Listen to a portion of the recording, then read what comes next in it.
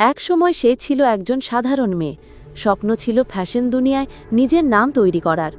কিন্তু এক দুর্ঘটনা তার জীবনটাকে এমনভাবে বদলে দিল যে আর ফিরে যাওয়া সম্ভব হলো না। চেহারা হারালো, কণ্ঠ হারালো, হারালো নিজের সব কিছু। আর যখন সে ভেবেছিল সব শেষ, ঠিক তখনই শুরু হলো কিছু নতুন। একটি রহস্যময় চিকিৎসা, একটি গোপন ইনস্টিটিউট, আর এক ভয়ঙ্কর সত্য যা মানুষের শরীরে নতুন জীবন ফিরিয়ে আনতে পারে। কিন্তু সেই জীবনের আড়ালে লুকিয়ে আছে এক অমানুষিক দানব। আজ আমরা দেখব কিভাবে এক নারীর পুনর্জন্মই পৃথিবীর জন্যে হয়ে উঠল একটি নতুন অভিশাপ। এটাই আন্না, পুনর্জন্মের দানব, একটি ভয়, ভালোবাসা আর প্রতিশোধের গল্প। সে এক অদ্ভুত ধরনের আলু ব্লেন্ডারে ঢেলে তার সঙ্গে 1 চামচ প্রাকৃতিক গুঁড়ো যোগ করল। তারপর সবকিছু মিশিয়ে রস বানিয়ে নিল, আর সেই রসটা একটা বড় সিরিঞ্জে টেনে নিল। এরপর মুখের ওপরে রাখা একটি ছিদ্র দিয়ে সেই তরলটা একেবারে ভেতরে ঢুকিয়ে দিল। প্রথমবার এই তরল খাবার পর মেয়েটির খুব অস্বস্তি হতে লাগল, কারণ এটা কোনো সাধারণ খাবার ছিল না। আন্না একসময় একজন স্বপ্নবাজ ফ্যাশন ডিজাইনার ছিল, যদিও কেউই তাকে খুব গুরুত্ব দিত না। সে ছিল নিরামিষভোজী, সবসময় শান্ত, নিজের মতো। অনেকেই তাকে অদ্ভুত ভাবত। কিন্তু এক রাতে ঘটে গেল ভয়ঙ্কর এক দুর্ঘটনা। সেই গাড়ি দুর্ঘটনা তার জীবনটাই ওলটপালট করে দিল। দুর্ঘটনায় আন্না হারায় তার মুখের অর্ধেক অংশ, আর পেটে রয়ে যায় গভীর, ভয়ঙ্কর একটি দাগ। যদিও সে জীবিত বেঁচে যায়, কিন্তু হারায় কথা বলার ক্ষমতা। এখন অন্যদের সঙ্গে যোগাযোগ করতে হলে তাকে ছোট্ট একটা বোর্ডে লিখে দেখাতে হয়। তার চেহারা যেমন নষ্ট হলো, তেমনি হারালো চাকরিটাও, যে চাকরিটা সে অনেক কষ্টে পেয়েছিল। জীবনটা তখন একেবারে অন্ধকারে ডুবে যাচ্ছিল।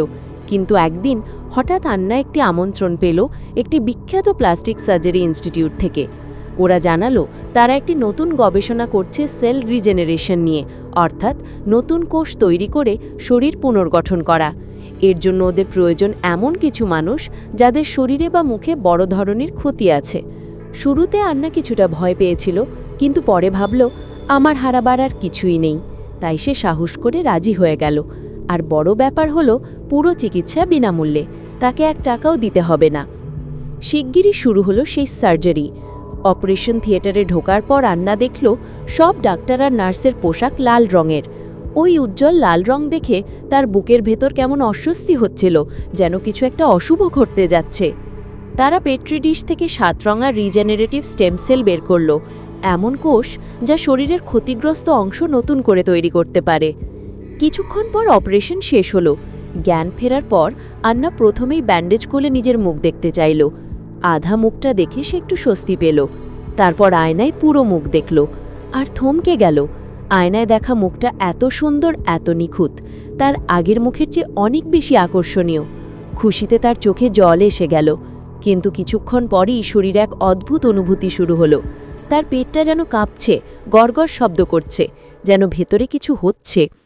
হঠাৎই তার শরীরের ওপর নিয়ন্ত্রণ হারাতে লাগল, সে যেন অন্য কারো মতো হয়ে গেল।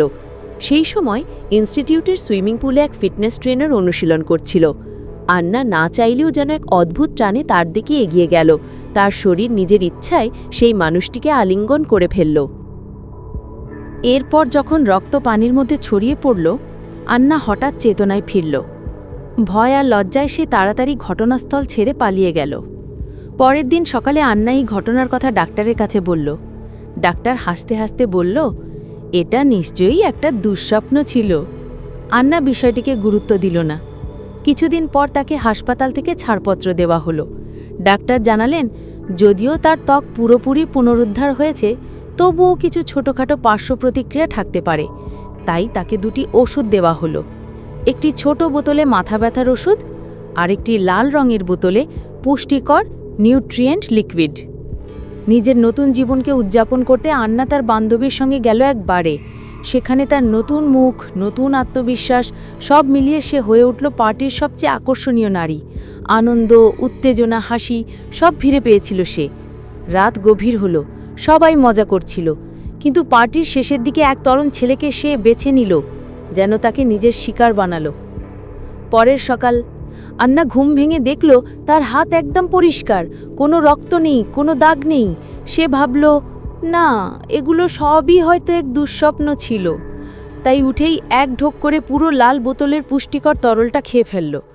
কিন্তু আধা ঘন্টাও কাটল না, তার পেট আবার গর্জে উঠল আগের মতনই ভয়ঙ্করভাবে। তার ভেতরে যেন এমন এক ভয়ঙ্কর জন্তু বাসা বেঁধেছে যাকে কোনোভাবে খাওয়ানো যায় না। আন্না ফ্রিজ খুলে কিছু খাবার খুঁজতে লাগলো। অনেকক্ষণ ঘাটাঘাটির পর তার নজর পড়ল এক টুকরো অদ্ভুত ষাঁড়ের মাংসে। সে মাংসটা তুলে নিয়ে জিভ দিয়ে আলতো করে চেটে দেখল, কিন্তু সেটা তার পছন্দের স্বাদ নয়। হঠাৎ তার চোখ পড়ল মাংস থেকে ঝরতে থাকা টাটকা রক্তে। রক্তের গন্ধে তার ভেতরের জন্তুটা যেন জেগে উঠল।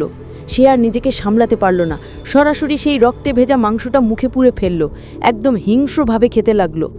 কিন্তু কিছুক্ষণের মধ্যেই তার পেটে ভীষণ যন্ত্রণা শুরু হলো, যেন ভেতরে কিছু উতলে উঠছে। অল্প সময়ে সব খাবার বেরিয়ে এলো, বমির মতো সব কিছু উগড়ে ফেলল। সেই মুহূর্তে আন্না হঠাৎ ঘুম ভেঙে চমকে উঠল। সে বিশ্বাসই করতে পারছিল না যে সে এমন ভয়ঙ্কর কাজ করেছে। কিন্তু ঠিক তখনই বাইরে থেকে মানুষের কথা আর হাসির আওয়াজ শুনে আবার তার মন কেমন করে উঠল, যেন সেই আওয়াজই তাকে ডাকছে, টেনে নিচ্ছে।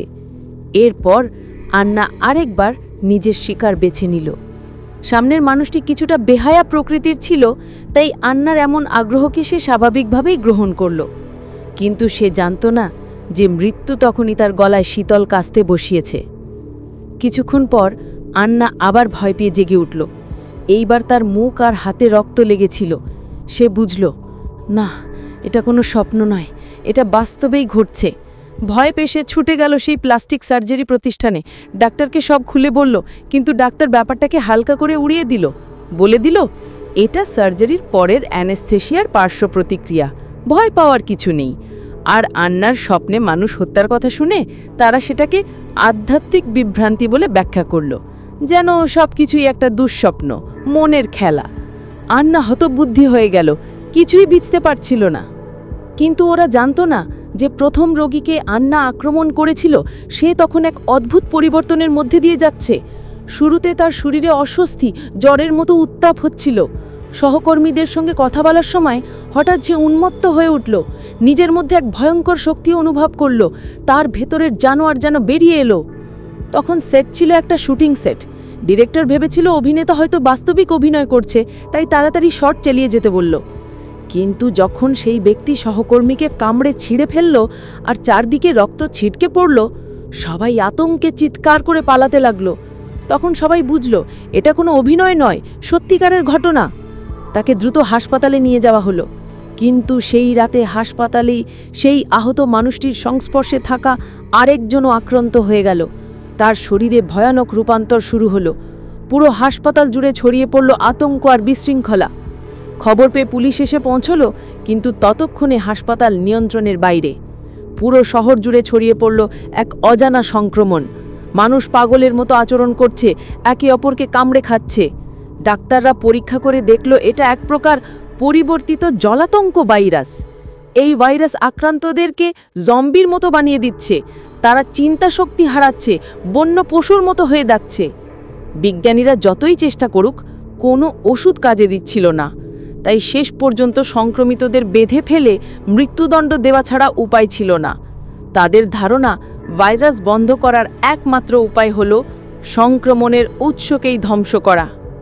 কিন্তু তারা এখনো জানে না এই ভাইরাস প্রথমে কিভাবে ছড়ালো। আসলে আন্না অনিচ্ছাকৃতভাবে একদিন নিজের ওষুধের বোতল ফেলে দিয়েছিল, আর সেই বোতলে ছিল এক অজানা জীবের রক্ত। সে বাথরুমে দৌড়ে গিয়ে বমি করার চেষ্টা করল, কিন্তু তখন আয়নায় নিজের মুখ দেখে থমকে গেল।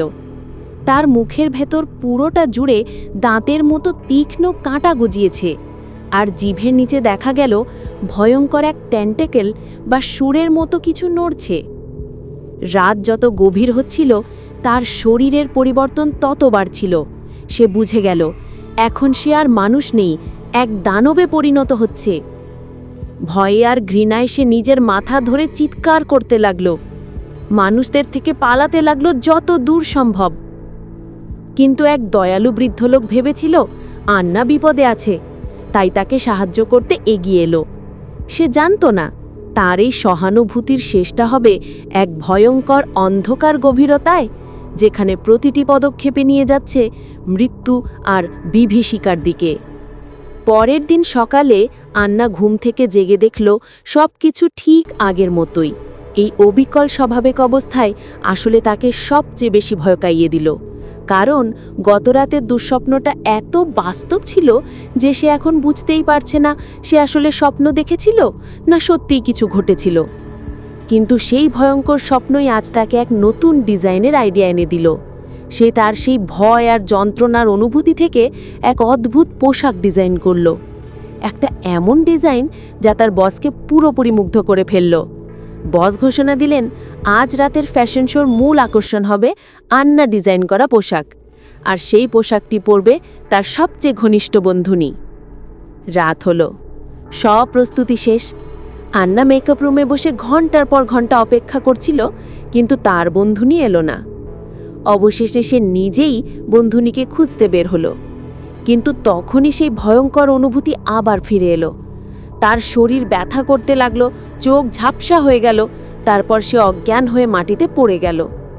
দুইজন পথচারী সব দেখল, কিন্তু সাহায্য করার বদলে হাসতে হাসতে মোবাইল বের করে ছবি তুলতে লাগলো।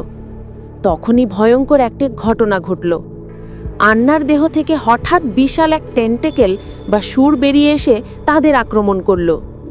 একজন মুহূর্তের মধ্যেই মারা গেল, অন্যজনও ভয় পেয়ে গেল, কিন্তু তবুও ছবি তুলতে ব্যস্ত ছিল। ঠিক তখনই গল্পের নায়ক ঘটনাস্থলে পৌঁছালো। সে রেগে গিয়ে সেই পথচারীকে মারধর করল, তারপর নিজের জামা খুলে আন্নার শরীর থেকে বের হওয়া টেন্টেকেলটা চেপে ধরল। একটা ইনজেকশন দিয়ে আন্নার শরীর শান্ত করল আর তাকে কোলে করে নিয়ে চলে গেল। তাদের চলে যাওয়ার পর সেই মৃত পথচারীর শরীরে হঠাৎ অদ্ভুত পরিবর্তন শুরু হলো। সেও ভয়ঙ্করভাবে পরিবর্তিত হতে লাগলো, মানে ভাইরাস আবার ছড়িয়ে পড়ল। এদিকে আন্নাই সবকিছু জানত না। জ্ঞান ফেরার পর সে আবার আগের মতো নিজের ঘরে ছিল, সব কিছু স্বাভাবিক মনে হচ্ছিল। তার বন্ধুনি তখনও এসে গেছে, মেকআপ শেষ আর শরীরে আন্নার ডিজাইন করা পোশাক পরে প্রস্তুত ফ্যাশন শোয়ে উঠবে। কিন্তু পথে আসার সময় তার বন্ধুনি শহরের সংক্রমিত এলাকায় আটকে গিয়েছিল, আর সেখানে এক আক্রান্ত মানুষ তার হাত কামড়ে দিয়েছিল। তবুও সে বিষয়টাকে তেমন গুরুত্ব দেয়নি। রাতের ফ্যাশন শো শুরু হলো। যখন আন্নার বন্ধুনি মঞ্চে উঠল, তখনই ঘটে গেল এক ভয়ঙ্কর দৃশ্য। তার শরীর হঠাৎ কাঁপতে শুরু করলো, তারপর সে চিৎকার করে উঠল, আর মুহূর্তের মধ্যে মঞ্চ জুড়ে ছড়িয়ে পড়ল রক্ত আর বিশৃঙ্খলা। বন্ধুরা, আজকের এই ভয়ঙ্কর ও রোমাঞ্চকর গল্পটা কেমন লাগলো সেটা কমেন্ট বক্সে জানাতে ভুলবেন না। যদি আপনাদের এই ধরনের আরও গল্প দেখতে ভালো লাগে, তবে অবশ্যই চ্যানেলটি সাবস্ক্রাইব করে বেল আইকনটি প্রেস করুন, যাতে কোনো নতুন গল্প মিস না হয়। ভালো থাকবেন, সুস্থ থাকবেন।